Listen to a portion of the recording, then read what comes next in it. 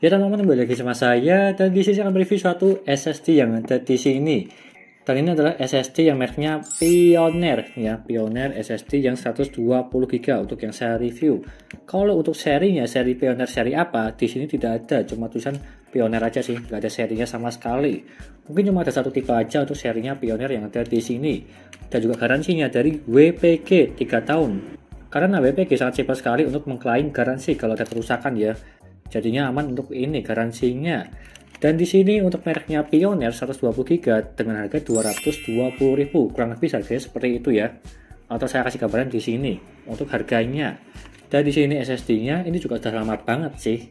Dari segi mereknya ya, berbeda dengan merek-merek yang baru seperti contoh Furion, Q-Power maupun EOTA. Kalau yang ini udah agak lama untuk mereknya Pioneer. Dan di sini nanti saya akan mereviewnya seperti biasa dari segi booting Windows-nya, suhunya, membaca dan juga menulisnya, serta dari segi transfer file-nya, apakah stabil atau tidak menggunakan ini SSD Pioneer. Sebelum itu jangan lupa klik subscribe teman-teman, pojokan bawah tuh ya, tinggal diklik seperti itu. Dan di sini box-nya, dia itu sangat simpel sekali, berwarna abu-abu. Dan yang pertama saya unboxing dulu untuk SSD-nya ini sebelum saya membacakan speknya yang ada di belakang sini. Unboxing dulu. Dan seperti ini bentuknya, ada tempatnya lah, tidak ada kertasnya sama sekali, cuma ini aja. Dan di sini SSD-nya ini. Untuk speknya yang dari belakang sini, dia itu tidak terlalu komplit sih, cuma ada tulisan size-nya 100 mm x 70 mm x 7 mm dan juga beratnya 35 gram untuk yang ini. Dan untuk speed membaca dan juga menulisnya tidak ada di sini. Dan di sini buatan Taiwan.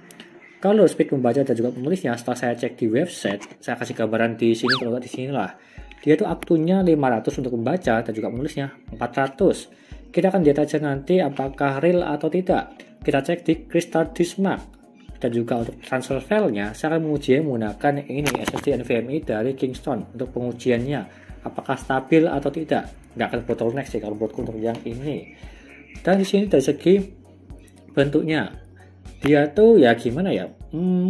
Agak aneh sih, seperti contoh yang ada di sini stikernya, dia itu ada SSD-nya di bagian sini. Jadinya agak aneh aja sih kalau menurutku, tapi dia tuh dikasih stiker. Berbeda seperti merek yang lainnya yang harganya murah di bawah 200.000, dia itu cuma ada tulisan aja seperti contoh RX7 maupun Q-Power dan juga EOTA. Tapi kalau yang EOTA tersebut dia tuh ada aluminiumnya sih. Tapi kalau yang lainnya dia cuma cetakan aja. Tapi kalau yang ini ada stikernya Pioneer SSD 120GB. Dan juga ada barcode-nya, dan juga di sini ada garansinya, stiker garansinya lah. Tetapi tulisan di sini dia itu adalah QAP, bukan WPG. Tapi ini resmi apa enggak aku juga kurang tahu sih. Kalau yang resminya WPG, biasanya tersebut SSD mereknya Colorful. Ya karena saya itu sudah pernah mengklaim garansi untuk SSD-nya Colorful, yaitu di WPG. Tapi kalau di sini tulisannya cuma QAP, tapi di sini WPG sih. Semoga aja sama ya. Kalau kalian punya pengalaman untuk yang ini silahkan komen di bawah aja. Dan seperti ini aja untuk SSD-nya, nggak usah berlama-lama. Dan kita lanjutkan saja untuk mereview SSD-nya yang ini, Pioneer. Ayo. Lalu yang pertama dari segi booting Windows-nya, yang dimana saya menggunakan SSD Pioneer. Dan kita tunggu aja seberapa cepat ya untuk booting Windows-nya.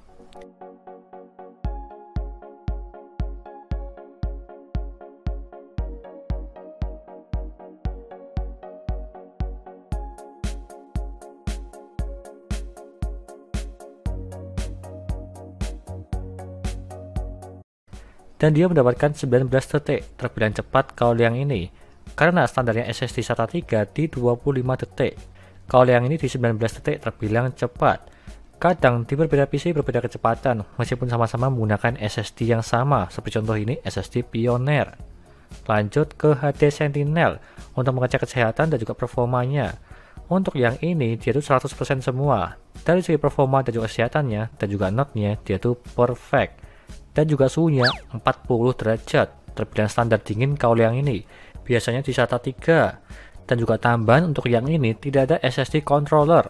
Seperti contoh yang ada di sini datanya, dia itu kosong. Kalau di sebelah kanan ini contohnya dia itu ada. Perbedaannya seperti ini. Jadi intinya kalau SSD Pioneer dia itu tidak ada SSD controllernya. Bisa dibilang maklum sih karena harganya murah di 200 ribuan. Lanjut ke Crystal Disk Mark untuk mengecek kecepatan dari segi pembaca dan juga menulisnya. Untuk pembacanya mendapatkan 545. dan juga menulisnya 430. Dan jika lo kita bandingkan dari segi yang tertulis di dalam websitenya, dia itu up to-nya 500/410. Dari segi membacanya dia itu melebihi 45, dan juga menulisnya dia itu melebihi 20. Bisa dibilang ini sesuai dan juga lebih dari segi yang ada di deskripsinya. Intinya seperti itu. Lanjut yang terakhir dari segi transfer filenya. Ini saya menggunakan dua SSD, yang dimana SSD SATA 3 Pioneer dan juga NVMe Kingston. Dan saya akan memindahkan file 27GB, yang dimana itu satu file aja, file game lah. Yang pertama Pioneer ke Kingston, yang awalannya tersebut dia itu mulai dari 400-an megabit per second, lalu dia itu stabil di 480 megabit per second sampai di 90%. Lalu dia itu turun ke 300-an megabit per second, lalu naik lagi ke 400-an megabit per second, dan sampai selesai. Kalau yang ini di Pioneer ke Kingston, bisa dibilang ini stabil lah di 400-an, kurang lebihnya seperti itu dari segi rata-ratanya. Bisa dibilang ini bagus. Dan jika lo dibalik dari NVMe Kingston ke Pioneer SATA 3 dengan file yang sama 27GB, awalannya itu mulai dari 1,6GB dulu, terbilang tinggi kalau yang ini.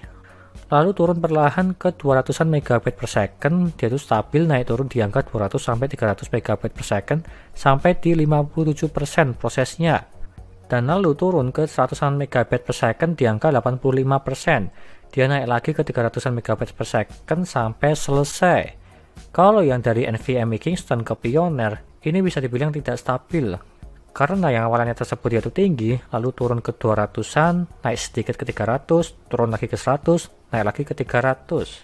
Seperti data yang ada di pojok kiri ini gambarannya, dari segi grafiknya.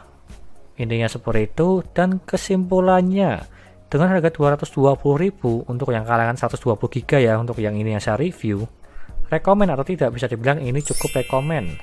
Karena dengan harga murah, dia itu mendapatkan booting yang cepat di bawah 20 detik, suhunya standar di 40 derajat, tidak ada SSD controller, ya wajar kalau yang ini, dan juga membaca serta menulisnya dia itu melebihi di ekspektasi dari websitenya, dan juga transfer filenya dia itu bisa dibilang stabil dan juga tidak. Tapi cukup lah kalau yang ini dengan harga murah di 220 ribuan, nggak bisa meminta lebih sih. Ada harga, ada performanya, intinya seperti itu. Dan jika lo kalian berminat silahkan beli aja, linknya ada di deskripsi. Terima kasih sudah menonton, dan juga jangan lupa like dan subscribe, dan nantikan video lainnya mengenai review-review power PC seperti CPU cooler, SSD casing, dan juga yang lainnya. Terima kasih sudah menonton.